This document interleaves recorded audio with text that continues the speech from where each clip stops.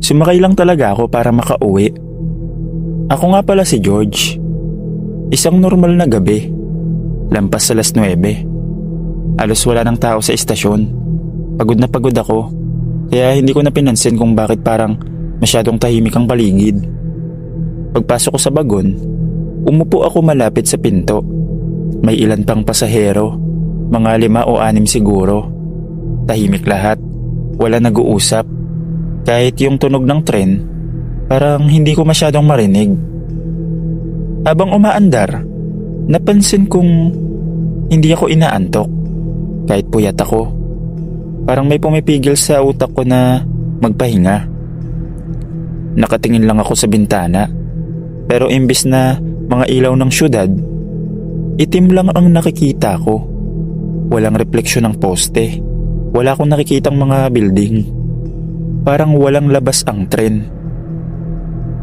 Pagdating sa susunod na hihintuan, bumukas ang pinto. May 2 pasahero ang bumaba. Normal lang sana. Pero hindi sila naglakad palabas. Tumigil lang sila sa mismong pintuan. Nakatayo at nakatalikod sa amin.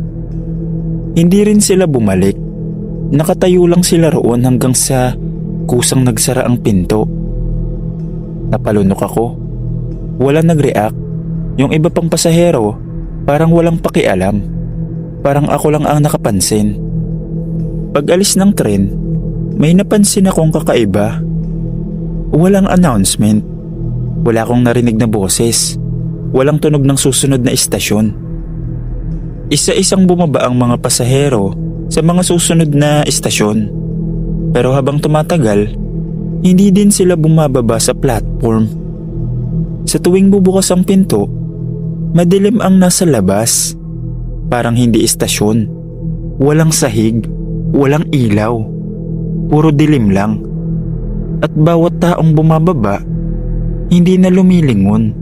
Hindi ko nga alam kung bumababa nga talaga sila kasi humihinto lang sila sa pintuan at hindi dumidiretso palabas.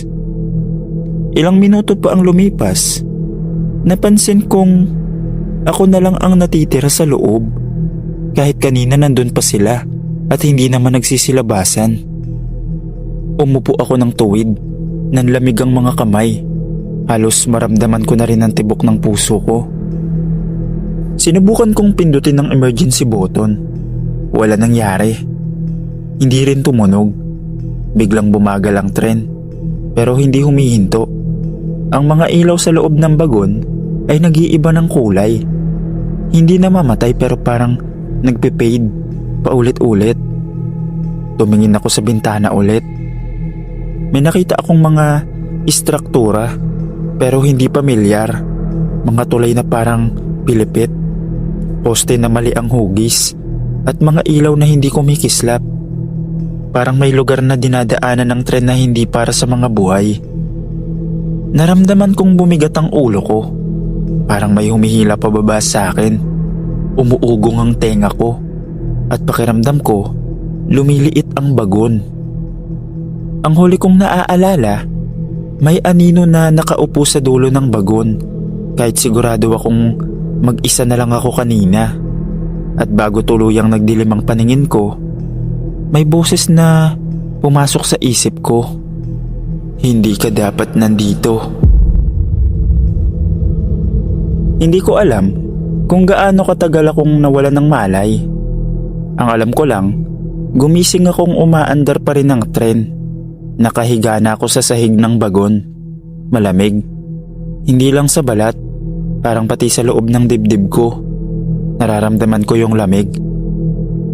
Sinubukan kong umupo. Pero hirap akong huminga. Tahimik pa rin. Pagtingin ko sa paligid, nag-iba na ang loob ng bagon. Hindi na ito mukhang normal na LRT. May mga bitak ang dingding. Napaatras ako hanggang sa pinto. Doon ko nakita ang mga upuan. May mga nakaupo na roon. Pero hindi ko sila nakitang pumasok. Hindi sila gumagalaw. Nakatungo ang lahat. Parang mga pasaherong tulog. Pero mali ang ayos ng katawan. May mga nakabaluktot. May nakasubsob.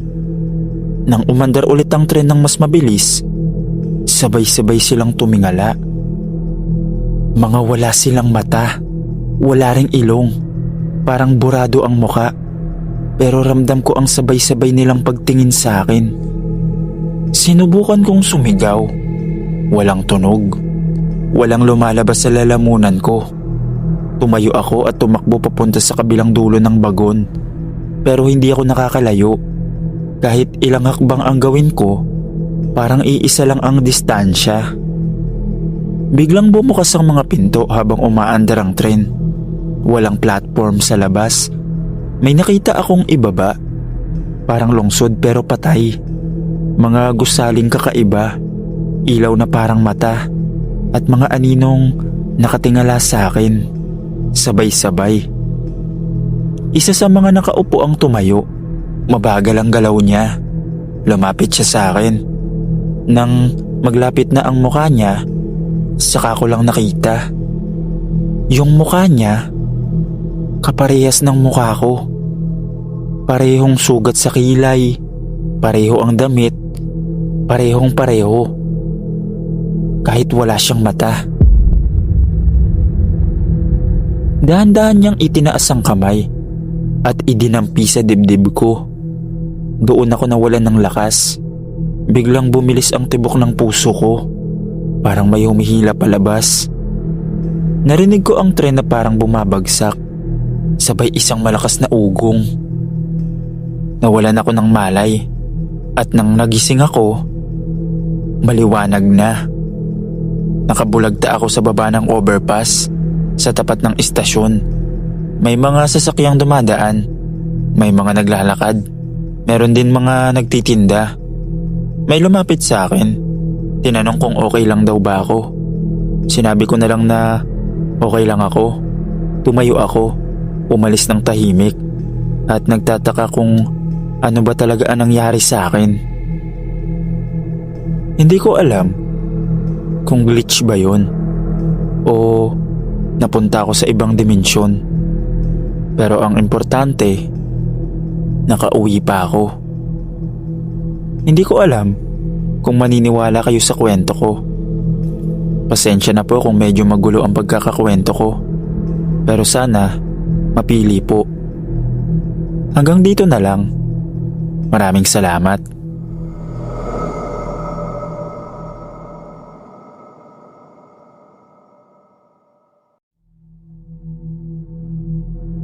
Matagal ko na po gusto magkwento. Pero ngayon lang ako nagkaroon ng time. At sana mapili. Ako nga po pala si Janet. Hindi ko kailanman ginustong magkaroon ng third eye. Bata pa lang ako, alam ko na may mga bagay akong nakikita na ayaw kong makita. Kaya habang tumatanda ako, natutuwa kong magpatay mali siya. Tumingin sa sahig, umiwas sa refleksyon sa salamin, at huwag makipag-eye contact sa mga nilalang na hindi ko pinapansin. Akala ko sanay na ako. Nagkamali ako. Gabi na nun, bandang 7:00. Pagod ako galing trabaho at dumaan ako ng LRT station para bumili ng card pass. Mahaba ang pila, siksikan, amoy pawis. Normal na eksena. Hanggang sa may nakita ako. Habang nakapila ako, napansin ko ang stop sa booth. Mukha siyang normal. Nakaputing polo, may ID pa. Abala sa pag-aabot ng card. Pero may mali. May nakatayo sa likod niya. Hindi ko agad tinignan. Alam ko na ang pakiramdam na yon. Biglang lumamig ang hangin. May humila sa paningin ko kahit ayaw kong tumingin. Pero nung bahagya akong tumingala, nandun siya. Isang kaluluwa, matangkad, nakayuko siya sa likod ng staff. Sobrang lapit, parang nakadikit. Kita ko ang mukha niya sa refleksyon ng salamin sa loob ng booth. At nakatingin siya sa akin. Hindi lang basta tingin. Parang alam niyang nakikita ko siya. Nanlamig ang kamay ko. Gusto kong umatras, umalis sa pila, pero alam ko kapag nagpakita ako ng takot, lalo niya akong susundan. Nagpatay mali siya ako. Tumingin ako sa sahig, huminga ng mabagal. Paulit-ulit kong sinasabi sa isip ko, hindi ko siya nakikita. Hindi niya ako mahahalata. Pero ramdam ko ang bigat ng tingin niya. Parang bumigat yung dibdib ko. Habang papalapit ako sa booth, napansin kong walang refleksyon ng staff. Parang wala ang nasa likod niya. Nakangiti pa nga siya sa susunod na customer. Makalipas ang ilang minuto, ako na ang sunod. Paglapit ko, naramdaman kong sumunod ang kaluluwa sa galaw ko. Nanatili sa likod ng staff, pero mas lumapit ang mukha niya sa akin. Kita ko ang mga mata niyang nakatingin sa akin at bigla siyang ngumiti. Mabilis kong inabot ang card. Inabot ko rin yung bayad. Hindi ako tumingin sa staff. Hindi rin ako tumingin sa salamin. Basta kinuha ko lang yung card. Tapos gusto ko na lang umalis. Pagkaabot ng card, may bumulong. Hindi ko alam kung sa isip ko lang o sa tenga ko talaga. Alam kong nakikita mo ko. Muntik na ako mapasigaw.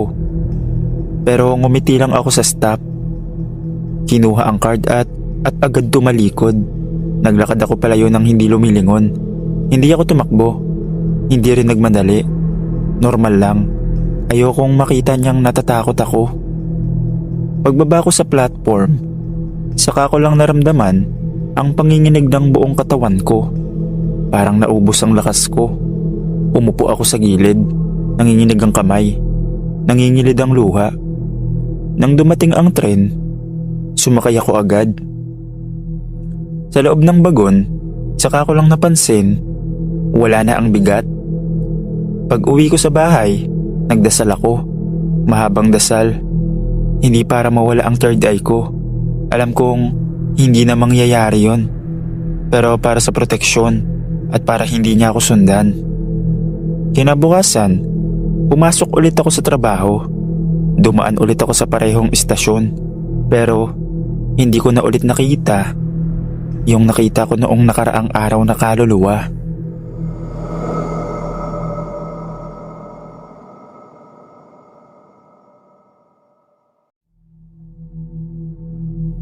Itago niyo na lang po ako sa pangalang Alvin.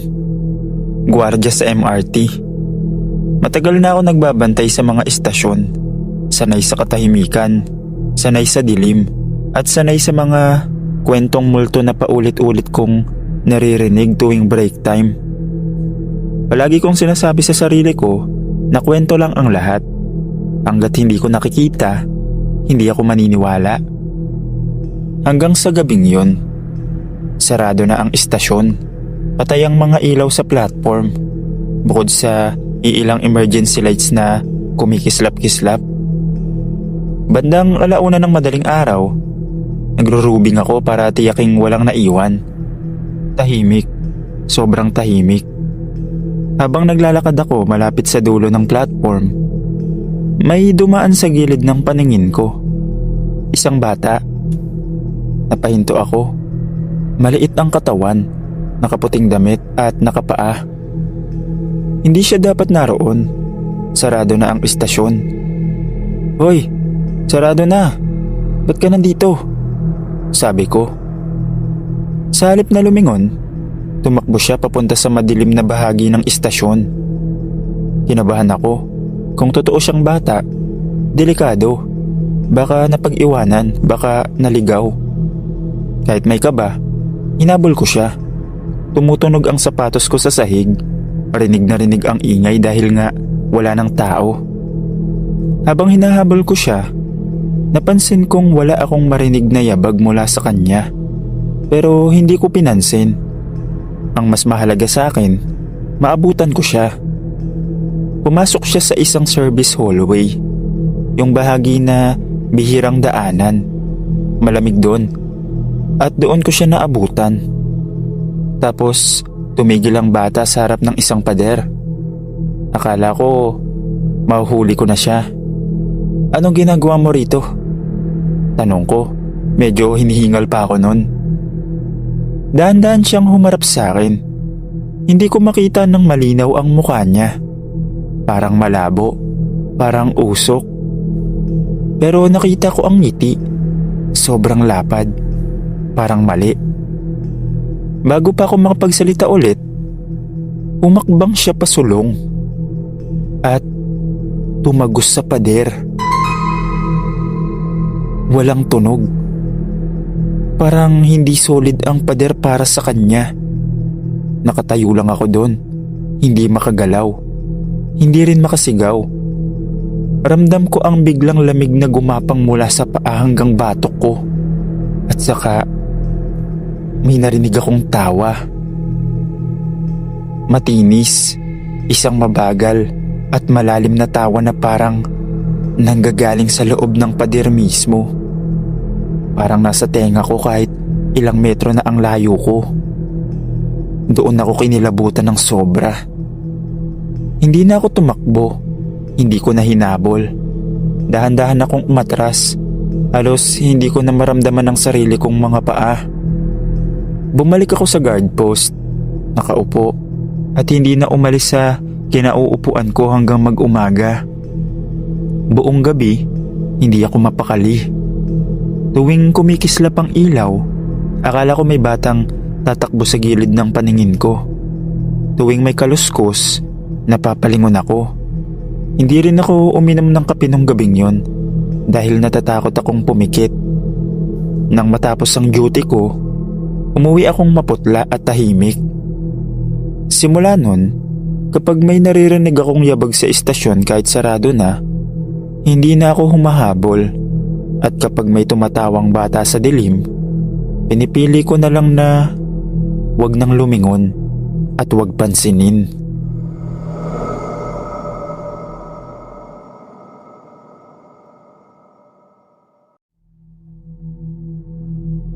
Tawagin niyo na lang po ako sa pangalang Jennifer. Gusto ko lang ikwento yung karanasan ko sa MRT. Galing ako sa probinsya nun. Unang beses kong mag-MRT ng mag-isa. Bitbit ang maliit kong bag at mga to yung dahon na palagi kong dala. Nakasanayan ko na yon mula pa bata. Ganun ang itinuro sa akin. Sumakay ako para makarating sa bahay ng kapatid ko. Gabi na, pagod ang katawan ko. Pero gising na gising ang pakiramdam ko. Yung tipong ramdam mo ang paligid kahit nakapikit. Pagpasok ko sa tren, agad kong naamoy ang hindi tama. May mga pasahero, karamihan, tahimik. Sa di kalayuan, napansin ko ang isang babaeng buntis. Nakaupo siya, hawak ang tiyan. Mukhang pagod pero payapa ang muka. Napangiti pa nga siya nang may tumabi sa kanya. Yung tumabi sa kanya ang dahilan kung bakit ako kinabahan. Isang babae rin, mahaba ang buhok. Hindi siya nakatingin sa buntis ng diretso, pero ramdam ko ang tingin niya, parang may hinihintay. Hindi ko agad hinusgahan. Hindi lahat ng kakaiba ay masama. Pero nang dumaan ng tren sa isang madilim na bahagi, may naramdaman akong kakaibang hangin sa bagon. Dahan-dahan kong kinuskus ang dahon sa palad ko. Kunwari nag-aayos ng gamit. Doon ko naramdaman, hindi tao ang kasabay namin. Yung babae sa tabi ng buntis, bahagyang ngumiti. Hindi masaya ang ngiti niya, parang gutom. Tumingin siya sa tiyan ng buntis at saglit, dumila sa labi niya. Tahimik lang ang buntis, walang kamalay-malay. Hawak niya ang bag niya, parang excited makauwi.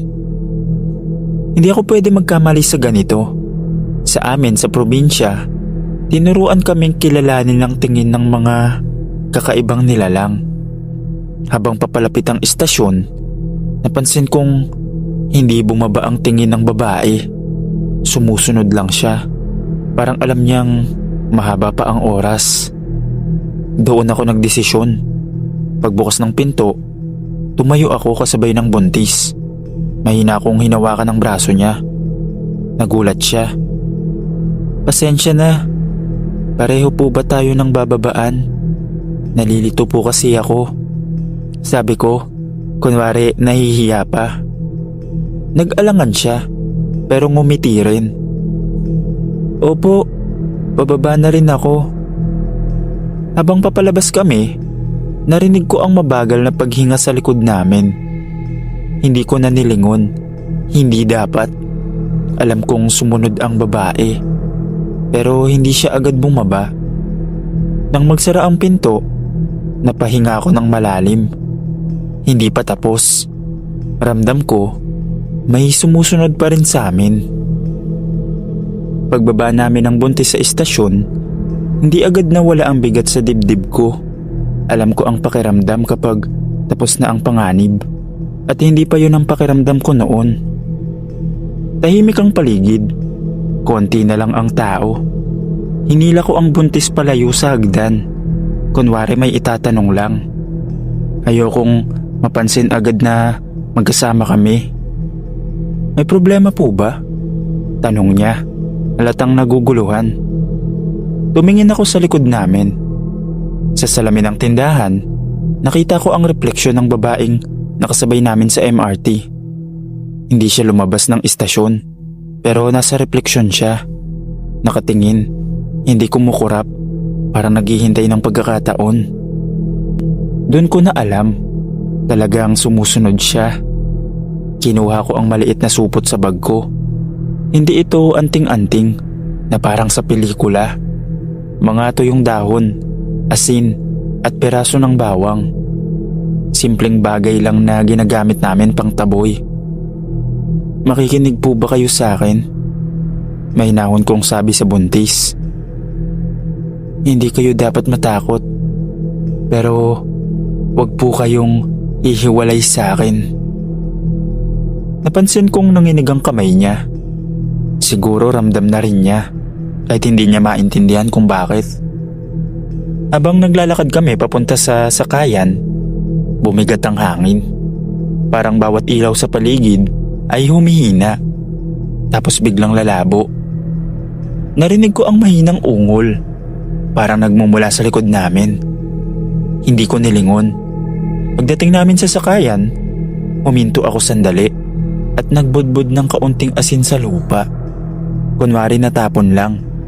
Sa isip ko, inuusal ko ang dasal na itinuro sa akin ng lola ko. Hindi ko nilaksan, yung sapat lang para marinig ng hangin. Biglang tumigil ang tunog. Naramdaman kong may umatras. Doon ako nakapagsalita sa buntis. May nilalang po na sumusunod sa inyo sa tren. Hindi tao. Kaya po kita sinama palabas. Dahil isa siyang aswang. Namutla siya. Napahawak sa tiyan niya. May gagawin po ba siya sa anak ko? Tanong niya. Nanginginig ang boses. Hindi. Wala. Habang magkasama tayo. Sagot ko agad.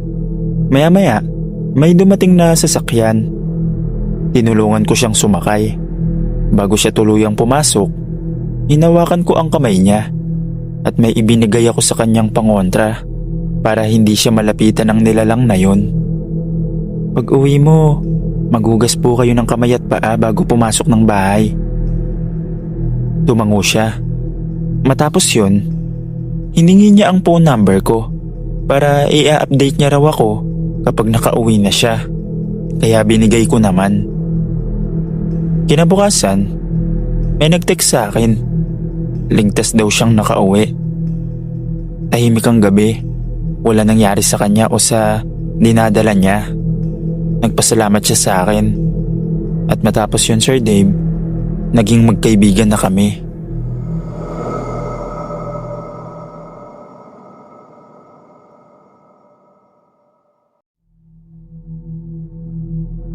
Isa po sa mga libangan ko habang nasa trabaho ang makinig ng mga nakakatakot na kwento. At ngayon, gusto ko pong magbahagi ng karanasan ko. Ako nga po pala si Marvin, 31 years old. Isang machine operator sa isang pabrika. 24/7 ang operasyon namin. Araw-araw, Sanay na kami sa ingay ng makina, amoy ng langis, pawis, at pagod. Kapag night shift, mas mabagal ang oras. May isa akong katim doon, si June. Magkatabi kami ng pwesto sa linya. Pareho ng oras ng pasok.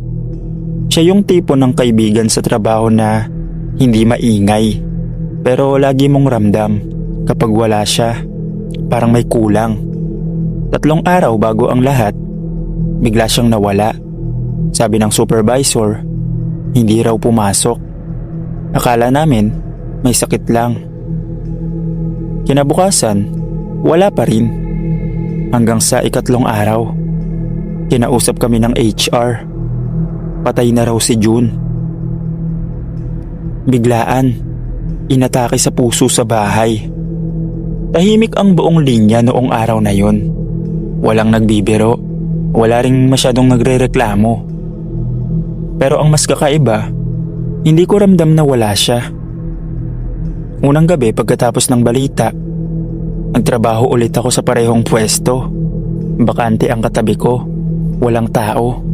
Pero sa gilid ng mata ko, parang may gumagalaw. Parang may nakatayo. Parang may nagmamasid. Akala ko, pagod lang ako. Hanggang sa narinig ko ang pamilyar na tunog. Isang mahinang ubo. Si June lang ang ganon umubo. Palagi. Napalingon ako. Wala namang tao. Kinabukasan, habang nag-ooperate ako ng makina, may pumasok na papel sa ilalim ng safety rail. Eksakto sa pwesto niya dati. Tinignan ko, pero blanko. Nakatiklop sa paraan na si June lang ang gumagawa. Hindi ko sinabi kahit kanino. Ayokong matawag na baliw. Pero gabi-gabi, may mga bagay na paulit-ulit. Ang upuan sa pwesto niya, bahagyang gumagalaw. Ang ilaw sa ibabaw niya, kumikislap lang kapag ako ang nandun. At minsan, amoy ng kape na iniinom niya tuwing break. Isang gabi, hindi ko na kinaya.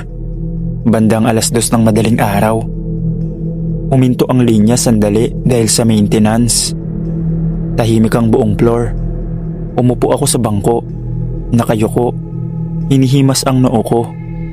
Doon ko naramdaman. Parang may umupo sa tabi ko. Hindi ko nakita. Pero lumubog ang bangko. Bumigat ang hangin. June. Mahina akong bulong.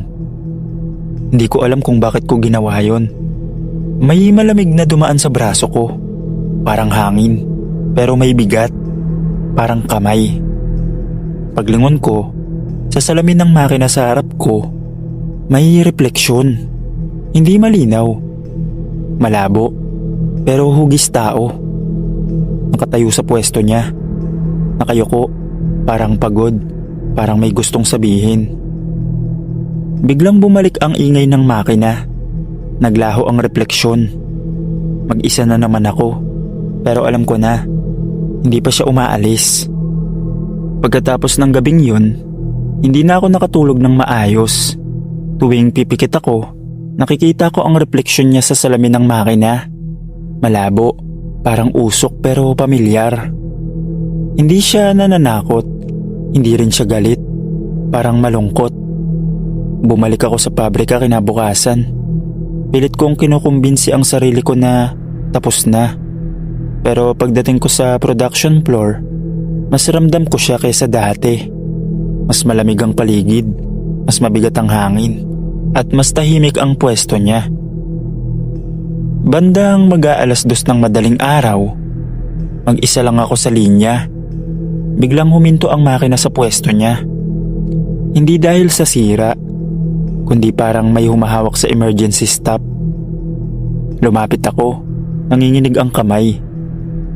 June, kung nandyan ka, pakita ka na. Bulong ko. Hindi ko alam kung bakit ko sinabi yon. Siguro dahil pagod na akong matakot. Pagod na akong magkunwari. Biglang bumukas ang ilaw sa ibabaw ng pwesto niya. At doon ko siya nakita. Hindi na sa refleksyon. Hindi na sa gilid ng mata ko. Nakatayo siya mismo sa harap ko. Hindi buo, parang liwanag na may hugis. Kita ko ang mukha niya, pero parang anino. Nakayuko siya, gaya ng dati kapag pagod na pagod na. Hindi ko alam kung paano, pero alam kong ikaw yan, sabi ko. Tumingala siya, at sa sandaling yon, ramdam ko ang bigat. Unti-unti siyang lumapit.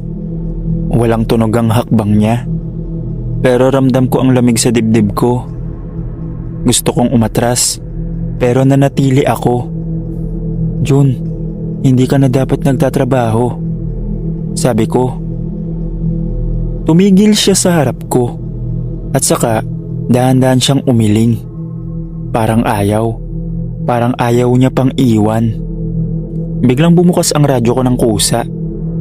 Static lang, pero sa pagitan ng ingay, may boses, mahina, parang galing sa malayo. Pagod na ako. Alam ko, kaya nga, pahinga ka na, sabi ko. Biglang namatay ang ilaw.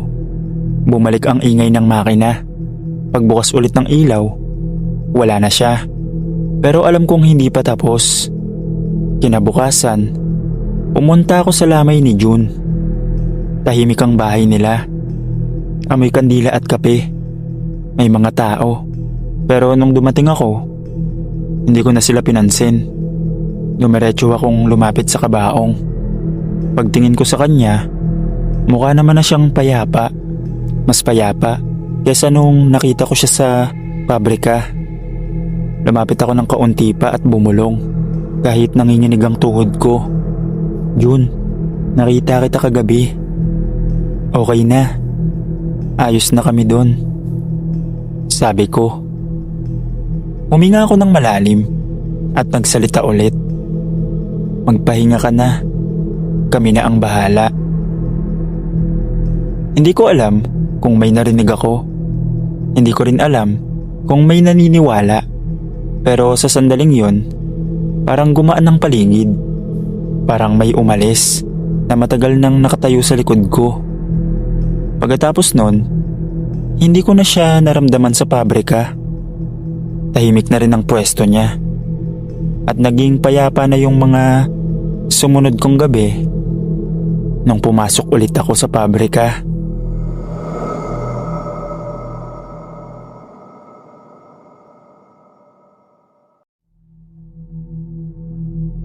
Ako si Edgar, security guard sa isang lumang pabrika ng bakal sa labas ng bayan. Sarado na ang operasyon nito, halos 10 taon na. Pero may mga makina pa sa loob na kailangan bantayan. Tahimik ang lugar, lalo na kapag gabi. Halos mag-aalauna ng madaling araw nun. Nasa guard post ako, nagkakape. Nakatutok sa CCTV. Sanay na ako sa mga daga, pusa, at minsan, lasing na napapadpad sa bakod. Kaya nung may nakita akong gumalaw sa loob, una kong inisip, baka tao lang na nakapasok. May lalaking naglalakad sa production area. Matangkad, nakaitim. Mabagal siya maglakad. Hindi siya mukhang lasing, hindi rin mukhang magnanakaw. Wala naman siyang bitbit. Pero kitang-kita ko. Napaupo ako ng diretsyo. Wala dapat tao sa loob. Lahat ng pasukan, nakalak at ako lang ang may susi. Kinuha ko ang flashlight at radyo. Lumabas ako ng guard post at pumasok sa loob ng pabrika. Pagbukas ng pinto, sinalubong ako ng amoy kalawang at lumang langis. Mataas ang kisame, malalaking haligi, at mga makinang hindi na ginagamit. Tahimik sa loob, tapos naririnig ko ang sarili kong yabag. Mabigat ang tunog ng sapatos ko sa semento. Habang naglalakad, tinutok ko ang flashlight sa direksyon kung saan ko siya huling nakita sa kamera. At doon ko siya nakita ulit, sa personal, mas malinaw. Nakatayo siya sa pagitan ng 2 lumang makina. Nakatalikod sa akin. Hindi siya gumagalaw. "Hoy, bawal dito," Sabi ko. Hindi siya lumingon. Naglakad siya palayo. Hindi po siya tumakbo. Hindi mo mapapansin na nagmamadali siya. Pero ramdam niyang sinusundan ko siya. Habang sinusundan ko siya, mahigpit ang hawak ko sa flashlight. Habang papalapit ako, napansin kong wala akong naririnig na yabag mula sa kanya. Ako lang ang may ingay. Tumigil ka na, sabi ko ulit. Pumasok siya sa narrow passage sa likod. Isang daanang walang ilaw. Magkabilang gilid, puro pader at sirang kahon. Alam ko ang lugar na yon. Dead end yun. Walang labasan. Sa isip ko, makukorner ko na siya. Kaya pumasok ako agad. Madilim doon, mabaho, tapos malamig. Tinutok ko ang flashlight sa unahan. Pero wala siya. Napahinto ako. Imposible. 3 segundo lang ang pagitan mula nang pumasok siya hanggang sa pagpasok ko. Wala namang pintuan. Wala ring likuran. Pader ang dulo. Kaya imposible. Nilakad ko ang buong passage. Wala. Biglang may narinig akong kaluskos sa kanan ko. Paglingon ko, isang pusang itim ang tumakbo palabas ng passage. Mabilis. Isang iglap lang. Tapos nawala sa dilim. Nanlamig ang batok ko. Hindi ko alam kung bakit pero hindi ako gumalaw. Parang may nagsabi sa utak ko na huwag kong sundan ang pusa. Tumingin ako pabalik sa dead end. Pader lang. Isang tanong lang ang paulit-ulit sa isip ko. Saan siya dumaan? Hindi ko alam kung ilang minuto akong nakatayo roon sa loob ng pabrika matapos tumakbo ang pusang itim. Ang alam ko lang, ayokong gumalaw. Parang may mali sa paligid. Hindi lang sa nakita ko, kundi sa pakiramdam na may nakatingin pa rin kahit wala na akong nakikita. Dahan-dahan akong umatras hanggang sa makalabas ako ng production area. Paglabas ko sa pabrika, huminga ako ng malalim. Tapos na, sabi ko sa sarili ko. Pusa lang yun. Guni-guni lang. Pero mali ako. Sa ilalim ng poste ng ilaw malapit sa gate, nandun ulit ang pusang itim. Nakatigil lang siya tapos nakatitig sa akin. Hindi siya gumagalaw. Para naghihintay. Umalis ka, sabi ko, halos pabulong. Isang hakbang ang ginawa ko palapit. Hindi ko alam kung bakit. Siguro gusto ko lang patunayan sa sarili ko na wala akong dapat ikatakot. At doon nangyari. Unti-unting tumayo ang pusa gamit ang 2 paa niya. Parang natural lang. Tapos biglang umaba ang katawan. Nawala ang mga balahibo niya. At sa loob ng ilang segundo, naging tao siya. Isang lalaking nakatayo sa harap ko. Parehong damit, parehong tindig, kapareho nung lalaking hinabol ko kanina sa loob. Nagkatinginan kami. Pero ang mga mata niya, pareho pa rin. Gusto kong magsalita. Gusto kong tumakbo. Pero wala akong nagawa. Tumango siya, parang paalam. Tapos dahan-dahan siyang tumalikod at naglakad palayo, papunta sa dilim. Hindi ko na siya sinundan. Hindi dahil matapang ako, kundi dahil may malinaw na boses sa ulo ko na nagsabing kapag sinundan ko pa to, baka kung anong mangyari sa akin. Nanatili ako sa guard post buong magdamag. Hindi na ako nagronda. Hindi na rin ako lumabas. Hawak ko lang ang flashlight at radyo. Nakaupo, nakatitig sa pinto. Hindi na bumalik ang pusa. Hindi na rin lumitaw yung lalaki. Pero tuwing may aninong dumadaan sa labas ng bintana, kinakabahan ako. Kinabukasan, dumating ang kapalit ko. Tinanong niya ako kung okay lang ba ako. Sabi ko, okay lang naman ako, kahit alam ko sa sarili kong hindi. Pag uwi ko, hindi ako nakatulog. At kinabukasan pa ulit, hindi na ako bumalik sa trabaho.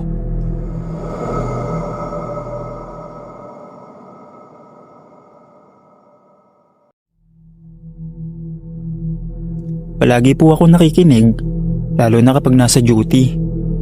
Ako nga pala si Monica, isang quality checker sa isang lumang pabrika ng packaging. Night shift ako, 10 PM hanggang 6 AM. Tahimik ang trabaho kapag gabi, paulit-ulit, nakakabingi ang tunog ng makina. Pero mas gusto ko yun. Ang pabrika namin, luma na, mataas ang kisame, may mga ilaw na palaging nangingitim at may CR sa likod na bihira ng gamitin.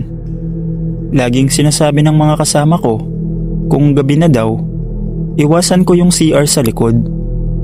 Hindi ko pinansin. Hanggang sa gabing yun, bandang 1:00 ng madaling araw, naisipan kong mag-CR. Sarado na ang kantin. Malayo ang CR sa harap, kaya napilitan akong pumunta sa CR sa likuran. Pagpasok ko pa lang sa hallway, ramdam ko agad ang ibang lamig. Hindi galing sa aircon. Parang biglang nawala ang init ng katawan ko. Mahina ang ilaw. May isang bumbilya na kumikislap. Pagbukas ko ng pinto ng CR, bumungad ang katahimikan. Hanggang may narinig ako. Isang hikbi. Mahina lang. Parang pilit pinipigilan. Napahinto ako. Tao po? Mahina kong tawag. Wala namang sumagot. Inisip ko, baka guni-guni ko lang. Pumasok pa ako ng konti. Doon ko narinig ulit. Mas malinaw na ngayon. Galing sa huling cubicle. Parang babae. Parang masakit ang iyak niya. Pero kakaiba. Walang hikab, walang paghinga sa pagitan. Tuloy-tuloy lang. Miss? Ulit ko. Wala pa ring sagot. Napansin ko, walang anino sa ilalim ng cubicle. Wala ring paa. Pero rinig na rinig ko ang iyak. Umatres na sana ako, pero may kung anong pumigil sa akin. Siguro awa. Siguro kuryosidad o katangahan. Lumapit ako sa cubicle. Habang papalapit ako, humihina ang iyak. Parang nararamdaman niyang papalapit ako. Tumigil ako sa harap ng pinto. Okay ka lang ba? Tanong ko. Biglang tumahimik. May kumatok mula sa loob. Isang beses. Napaatras ako. Miss, lalabas lang ako. Tatawag ako ng tulong. Bago ko pa matapos, biglang bumukas ang lahat ng ilaw sa CR. At kasabay nun, narinig ko ang iyak mismo sa likod ko. Hindi na sa cubicle, sa likod ko na mismo. Ramdam ko ang hininga sa batok ko. Malamig, mabigat. Ayokong lumingon. Alam kong kapag lumingon ako, may makikita akong hindi ko dapat makita. Biglang bumagsak ang pinto ng cubicle sa harap ko. Malakas, tumunog sa buong CR.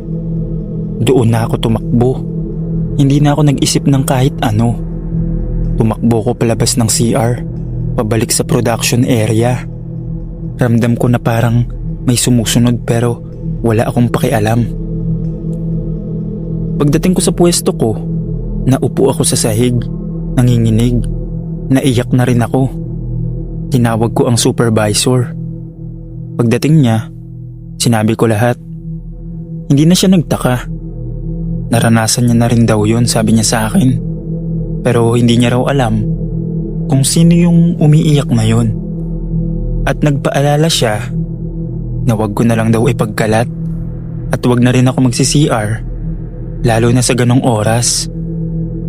Matapos yung karanasan kong yun, hindi na ako nagsi-CR sa likuran. Mas pinili ko na lang sa harap at lagi na ako nagpapasama sa mga katrabaho ko. Hanggang dito na lang po. Maraming salamat.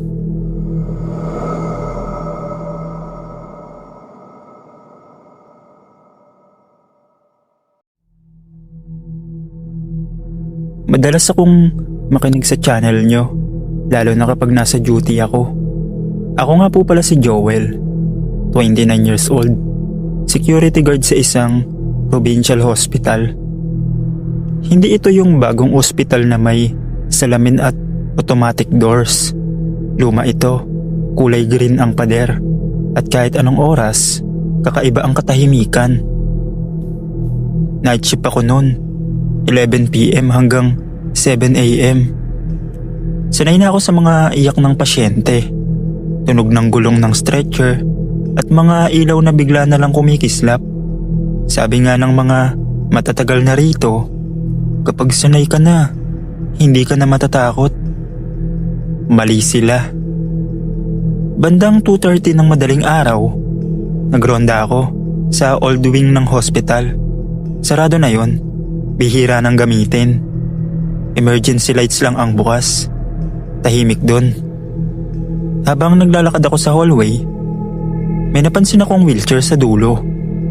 Nakatigil lang, nakatagilid ng konti. Napahinto ako. Ang lamig naman, bulong ko sa sarili ko.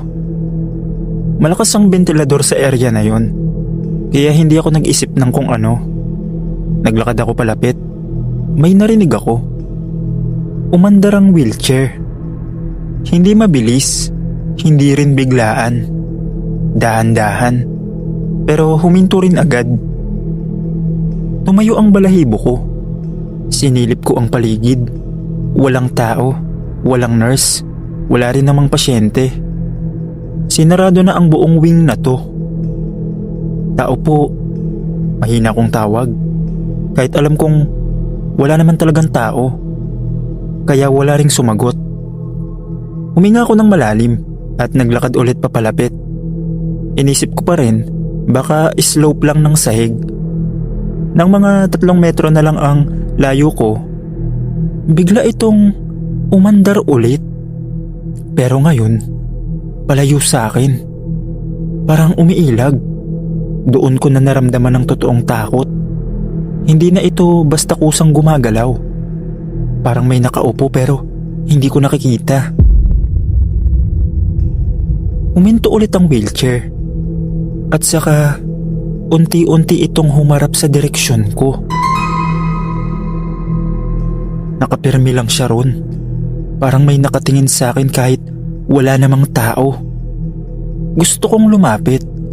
Hindi ko alam kung bakit. Parang may humihila sa akin. Ahakbang na sana ako, pero may naalala ko. Sabi ng dating guard na pinalitan ko, kapag daw may gumalaw na ganun, wag ko daw sundan. Biglang umandar ulit ang wheelchair, papalapit sa akin. Hindi na ako nag-isip. Tumakbo ako. Hindi ko na nilingon. Narinig ko lang ang mabilis na pag-ikot ng gulong sa likod ko, kasabay ng hingal ko. Pakiramdam ko, kapag tumingin ako, may makikita akong hindi ko dapat makita. Pagdating ko sa guard post, isinara ko agad ang pinto at naupo sa sahig. Nanginginig ako. Sobrang pawis na pawis kahit malamig. Hindi na ako nagronda nung gabing yon hanggang mag-umaga. Kinabukasan, ikwento ko sa head guard ang nangyari. Tahimik lang siya, tumingin sa akin. Tapos ang sabi niya, alam mo bang sa old wing may pasyenteng namatay dati na hindi na muling nakalakad? Hindi na ako nagtanong pa, pero simula nun, tuwing may makikita akong wheelchair na wala sa tamang pwesto, hindi ko na ito ginagalaw at mas pinipili ko na lang lumayo. Hanggang dito na lang po, Sir Dave. Salamat po sa pagbasa ng kwento.